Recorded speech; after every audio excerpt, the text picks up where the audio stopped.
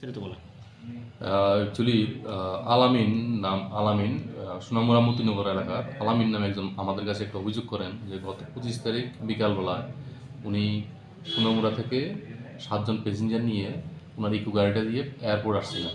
আসার পথে নতুন নগর এলাকাতে ওনাদের গাড়ি আটক করে গাড়ি থেকে ওনাদেরকে গাড়ি সহ নিয়ে একটা গ্রুপ তাদেরকে আটক করে রাস্তার পাশে নিয়ে যায়, নিয়ে ওদেরকে মারধর করে ওদের কাছ থেকে মোবাইল ফোন 6টা মোবাইল ফোন এবং কিছু টাকা ছিনতাই করে নিয়ে যায়।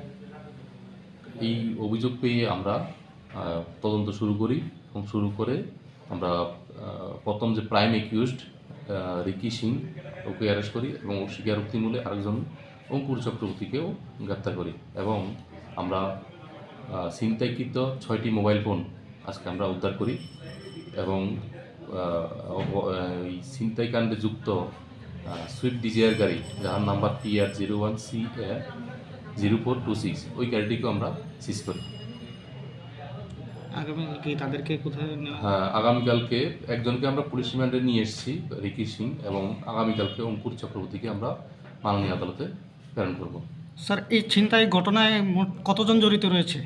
এটা একজ্যাক্ট ফিগারটা জানা নেই, ওদেরকে আমরা জিজ্ঞাসাবাদ করছি, জিজ্ঞাসাবাদ করলে পুরোটাই আসবে।